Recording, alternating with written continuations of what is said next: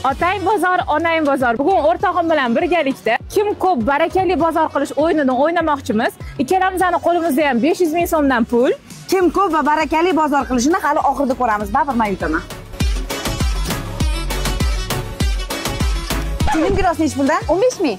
5 ming qilib olmaysizmi? Yo'q, nima deyapsiz keyin? Qani, banan nech pul? Banan 25 ming. 15 mingdan bera olmaysizmi? Mayli, sizga beramiz, opa. Pomidor nech pul? 13 ming. 10 mingdan qilib bera olmaysizmi? Albatta, sizga beraman. 3 kilo bering. 3 kilo bodring berib yuboring.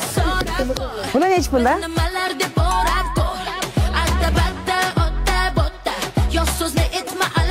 Rahmat. Voy, o'rtoq bularni nima qilasan?